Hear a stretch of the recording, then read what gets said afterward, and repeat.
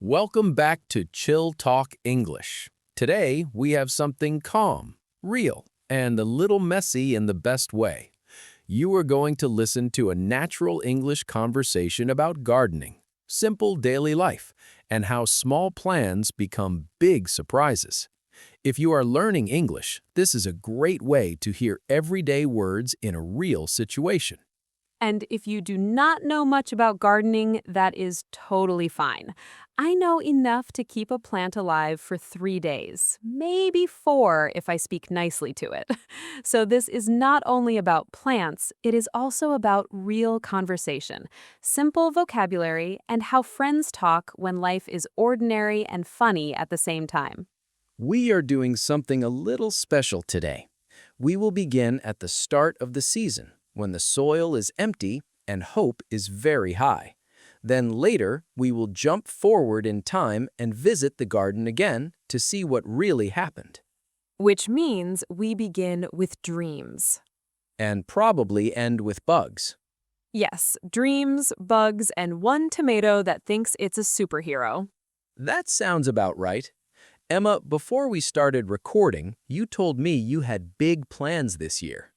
I did.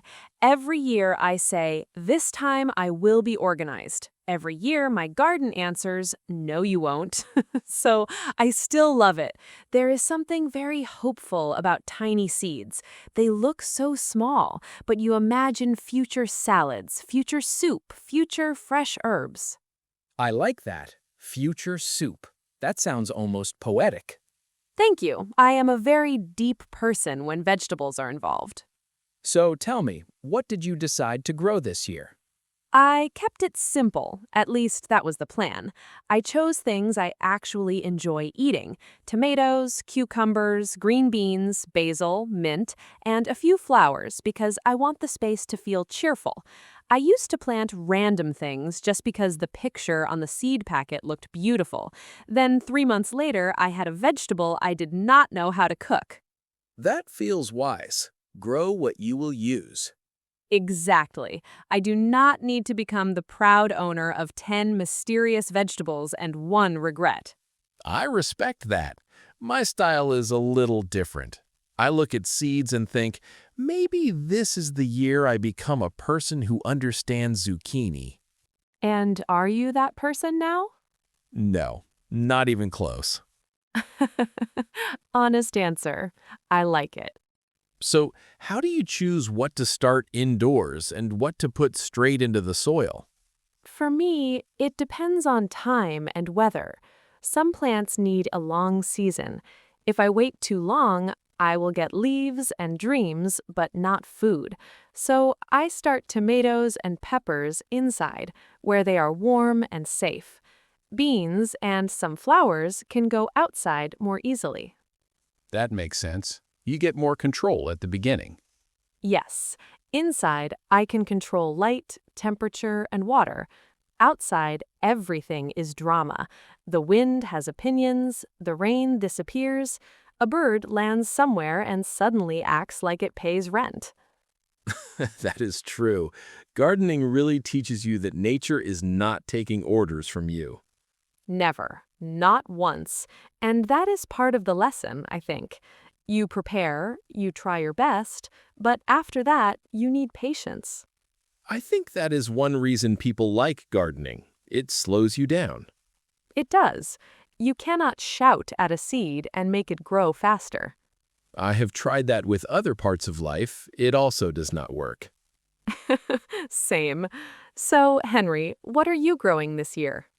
I have a small space, so I'm trying container gardening.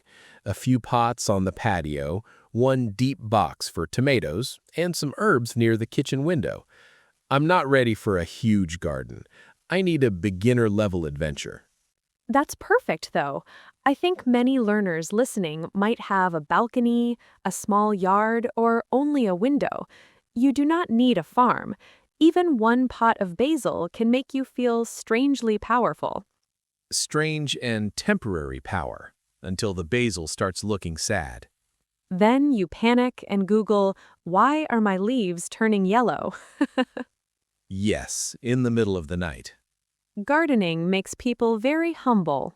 It does. I also noticed it makes people more aware of the weather. Before, I would say, oh, nice sunny day. Now I say, is it too sunny, too dry, too windy? Is this good for the tomatoes or a personal attack? That is so real. Once you start growing things, you notice every cloud. You become the kind of person who looks at the sky and sighs like an old farmer in a movie. I already do that. It feels dramatic and useful. Very good. You are becoming one with the garden. I am becoming one with worry. Same thing, honestly. Do you try to garden in a natural way? Not too many chemicals, that kind of thing? Mostly, yes. I am not extreme about it, but I prefer simple methods first. Good soil, enough space, flowers to attract bees, and herbs near vegetables. I try to stop problems before they begin. But if something is destroying everything, I will not stand there smiling while the insects have a party. Fair. You are peaceful, not helpless. Exactly. I want balance. Also, I learned that some flowers can help because bugs do not like the smell.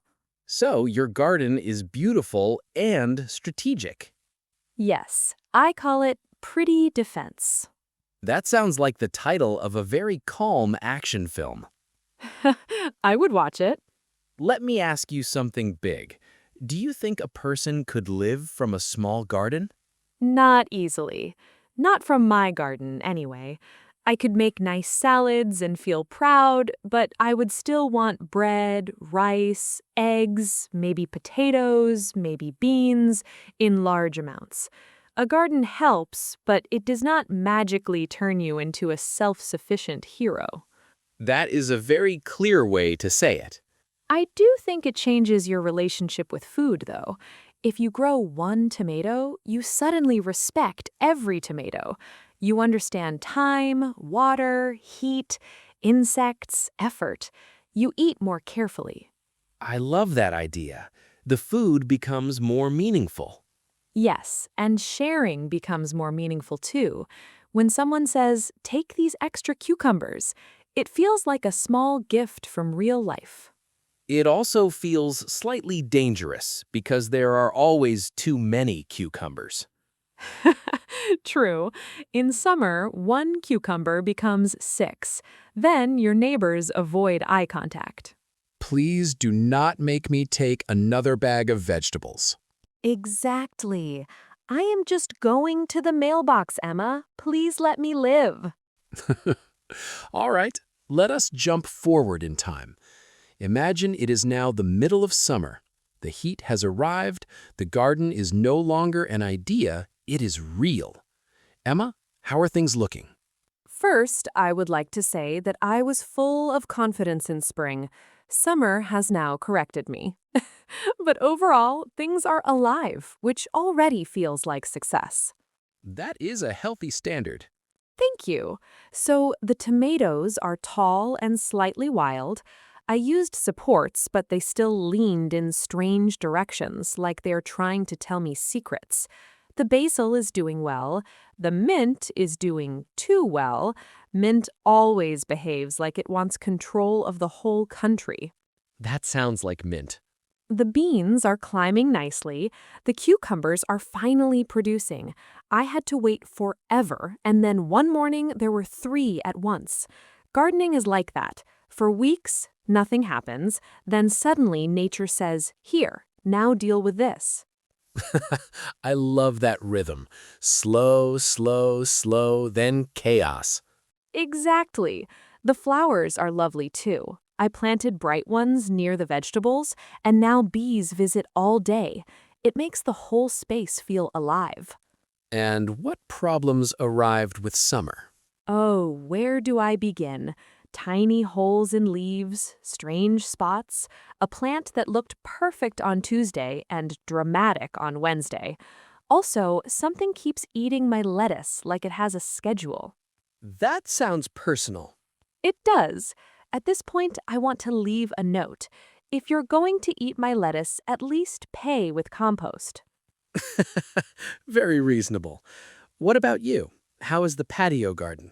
Better than expected, worse than imagined. That is a beautiful gardening sentence. Thank you. My herbs are mostly happy. The tomatoes are surviving. I got my first ripe one last week, and I have to admit I felt absurdly proud. It was only one tomato, but I looked at it like I had achieved something historic. Because you had. The first tomato is a moment. Did it taste good? Honestly, yes. Maybe not because it was the best tomato in the world, but because I had waited so long. Effort adds flavor. That is true. Also, homegrown tomatoes often really do taste better. They feel warmer, fresher, richer. I think I finally understand why people talk so much about them. Supermarket tomatoes are fine. Garden tomatoes feel alive. Yes, exactly that. I also learned that container plants need more water than I expected. One hot day, and suddenly everyone looks tired. Pots dry out fast. That is the hard part. Small space is easier in some ways, but you need to pay attention. Which I am learning, slowly, with mild panic. That is still learning. Have you harvested enough to cook with yet? Yes, a little. I made a simple salad with cucumbers, tomatoes, basil, olive oil, and salt. Nothing complicated, but it felt special because I walked outside and picked part of dinner. That sounds wonderful. It really was. And I gave some herbs to my neighbor. In return, she gave me lemons from her tree. This is my favorite part. Gardening creates these small exchanges. No one says, I am building community now. It just happens. I love that. The garden becomes a reason to connect. Yes, people stop and ask questions. They say, what are you growing? Then suddenly you're talking for 15 minutes about bugs, rain, soup, and whether your basil is happy. Which is surprisingly good conversation. Very good conversation. Simple, human, and easy to join. That is also why this topic is great for English learners. The vocabulary is useful, but more than that, the feeling is familiar. You can talk about what you grow, what you cook, what went wrong, what you hope for next month. Yes, and you do not need perfect English to do that. You can say, my plant is small, too much rain. I have flowers now. Bugs are eating everything. That is real language. Real and honest. Very honest. No gardener is calm all the time. One day you're proud, the next day you're staring at a leaf like it betrayed you. I understand that deeply. Also, can we discuss how weeds appear from nowhere? Please. I remove them, turn around, and somehow there are more. Exactly. I think weeds have secret meetings at night. They are organized. More organized than I am. Same. Do you have one plant that surprised you this year? Yes, actually. My beans. I planted them with low expectations, and now they are one of the strongest things in the garden. They climbed quickly and gave me more than I expected. I like that lesson too. Sometimes the quiet plant becomes the star. That is lovely. Mine would be parsley. I thought it would be boring. Now I use it all the time. Poor parsley, so underrated. I judged it unfairly. Growth for you and the parsley. Thank you. I am evolving. We are all evolving. That is what a season does. You start by wanting perfect results, then slowly you realize the real gift is attention. You notice weather, soil, insects, flavor, time, and your own habits. You become more patient without meaning to. That feels true. And maybe that is why gardening is comforting, even when it fails sometimes. Yes, it gives you something small to care for. In a busy world, that matters. Before we finish, give our listeners one simple message. If someone has never grown anything, what should they do first? Start small. Choose one easy plant you like to eat. Put it where you will see it often. Water it, Watch it, and do not expect perfection. Just begin. That is excellent advice. Mine would be, do not be embarrassed if things go wrong. Even experienced gardeners lose plants, forget to water, plant too early, plant too late, and make strange choices with great confidence. That is very kind and very true. And if you grow one herb, one tomato, or one flower, that still counts. It absolutely counts. Small gardens count, window plants count, tiny progress counts. Then I think that's the heart of today's conversation. Growth is slow, imperfect, and worth it. Just like language learning. Nicely said. I try. Thanks for spending this time with us. We hope this conversation helped you relax, learn new words, and feel a little closer to real English. And maybe a little closer to buying seeds you do not fully understand. I would expect nothing less. Take care of your plants, your English, and yourself. We will talk to you again soon. Bye for now.